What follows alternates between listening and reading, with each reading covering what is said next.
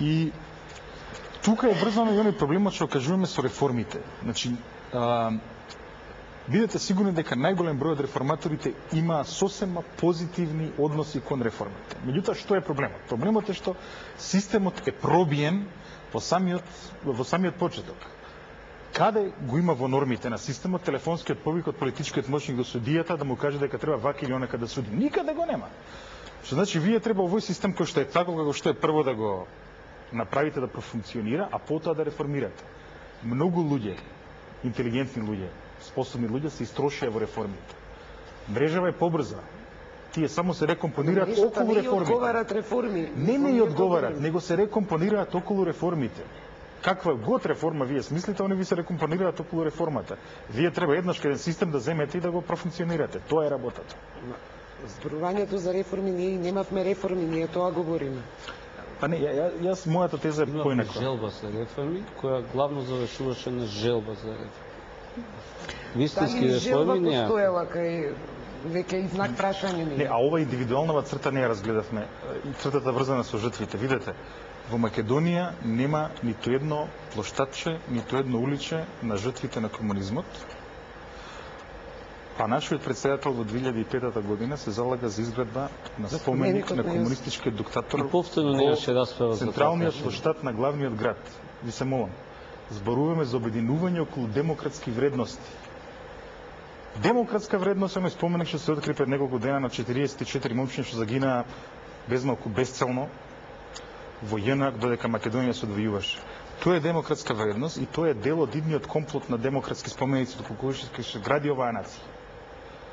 Меѓутоа, споменик на Тито во 2005 година централниот плоштад и тоа го бара демократски избраниот председател на Република Македонија е работа која што ве оддалечува и од демократските вредности. Не се со Да, многу. Не, ама сакам да кажам, каде е тука димензијата индивидуална, тоа не го отворив, индивидуална на жртвите.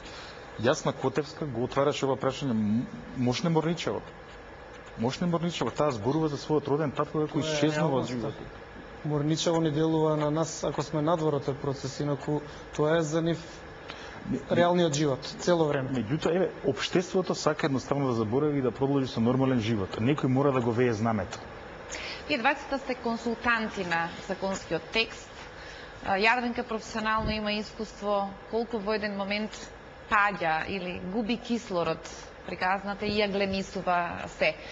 Зошто сте уверени дека сега во овој момент, зошто предлагачот е уверен, барајќи консултација од вас за да го заврши законскиот текст, дека по формулацијата во телото ќе бидат луѓе кои ќе потпишат изјава дека никогаш не работеле за никаква служба, поседуваат личен интегритет, може да завршат вака сериозна работа ако ние сме уверени дека од црвеното водно, па потоа проширено на сите политички партии, таа мрежа е толку многу силна, што секогаш ќе биде мнозинство визави секој институт кој што би требал да го направи овој процес.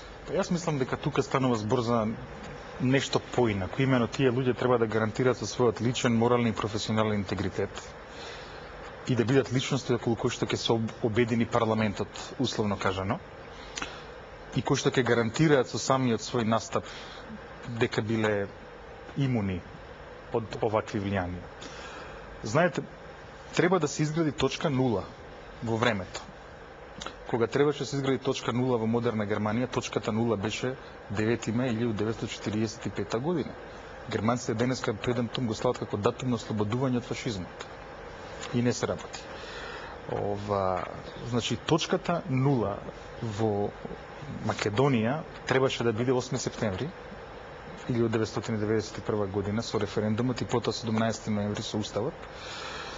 Од тој момент, да речеме, па натаму требаше да се развива еден демократски поредок и ние се уште така и пишуваме сите повеќе автодите што пишуваме во област дека тука е направен пресватот на системот. Сега, символичката точка нула, кога се расчистува со остатоците од тој систем, треба да биде лустрационата комисија. Таа лустрационна комисија, покрај тоа што треба да се занимава со откривање на овие тајни мрежи, бидејќи има парламентарен мандат, на крај ќе треба да даде една политичка историска оценка на целиот тој период, а таа работа понатаму треба да преземат историчарите, таа работа треба да преземат правниците и политолозите, и таа работа треба да преземат пишувачите на едните учебници, за да ги всадат овие демократски вредности кај граѓаните на Македонија. Замислете, на испитувањата во Сојузна република Германија, што споменав пред малце, на прашањето кој е најголем германец на сите времења, се 1959 година води Адолф Хитлер.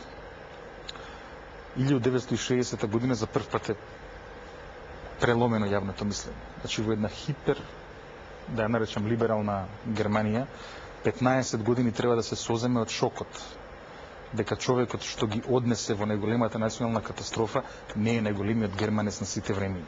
Тешко се менува свеста. А се менува преку овие механизми што му стојат на располагање на демократското општество. Тука е современата историја, тука е парламентот, тука е историјата што учат дечињата во училиштето. Замислете, во нашата најсовремената македонска историја се учи само една полугодие.